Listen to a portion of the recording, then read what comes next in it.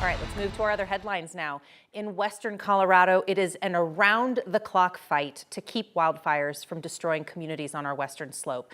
We want to remind you of what we've been dealing with this week. There is the Lee Fire, the larger red area on this map, and then there's the Elk Fire. Combined, they have burned more than 100,000 acres. For context, that is an area larger than the city and county of Denver. And there is concern the Lee Fire will continue to expand south and east, so people who live in those areas have been advised to evacuate. The Rifle Correctional Center is southeast of the Lee Fire and now in an evacuation zone. So as a result, the Department of Corrections had to move 179 inmates plus staff. They're now being transferred to secure facilities away from the fires. So far, fire crews have successfully kept those two fires from moving north toward the town of Meeker, which is home to a few thousand people and also serves as the county seat for Rio Blanco County. Firefighters say they have put resources in place to protect private residences and other high-value assets, but they are concerned things could shift suddenly if the wind picks up. The last week has really been a whirlwind of emotions for people who live in Meeker, not knowing if they should stay or they should go. One couple did stay, and now they're housing some of the firefighters protecting their town. Here's 9 News reporter Shalima Maharaj. The smoke has been very thick and very acrid, and it gets kind of hard to breathe. With 2 wildfires burning nearby, it's been a week filled with nerves. We've never seen this sort of a scenario that it threatens town. And notices. It's the worst kind of packing. It's because you're just going, okay, important papers, valuables. Michelle Morgan owns the Elk Mountain Inn in Meeker, and right now there are no vacancies. But once they get the call, they come so quick. They come from all over. Firefighters from across Colorado are staying there. Michelle Enriquez even welcomed a couple of strangers into their own home. They had zero idea there was a fire in the area. So they come into town, and I was cleaning rooms, and this was later at night, and they come through the drive and they see me and they stop and they're like, hey, do you work here? Do you have any rooms? And so I said, all we have is 2 guest rooms. And he just, not even a hesitation, said, we'll take it.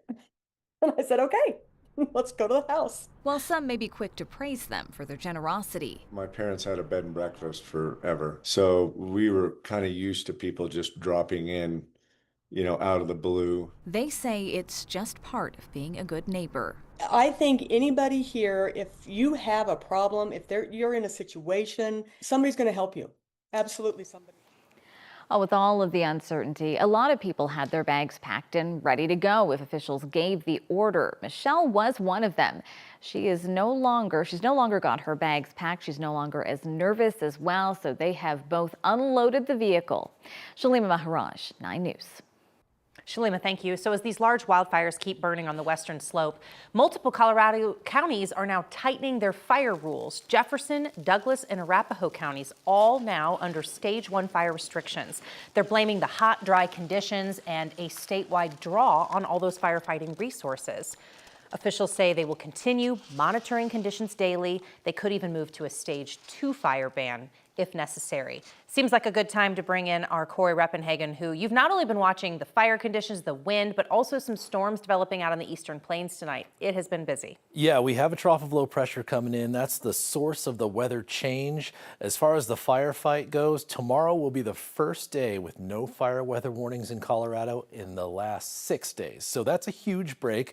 We're also getting some storms out on the eastern plains. We saw baseball-size hail out here just to the south of Lyman and Carville. Huge hail out there as these storms are starting to move out. It's trying to back build a little bit along the front here, and we're even seeing a few showers in the Denver metro area and the Front Range, just sprinkles. We could actually see some showers all the way through the rest of the night until about 4 or 5 o'clock tomorrow morning. As far as the temperatures go, that is going to be another big break for us with this system. Temperatures likely in the 70s here for high temperatures tomorrow across the Front Range and Northeast Plains. This is also a break from what we have been seeing on the western slope, but the high humidity tomorrow is really the great source of the rejuvenation there for firefighters on the western slope. Here's the forecast model shows some showers across the Front Range all the way until about 5 o'clock tomorrow morning, just isolated and light stuff. We could clear out for a little while, and then we'll get round 2 here. We'll get some thunderstorms across the Denver area, not for everyone, but we could get a few strong ones towards the east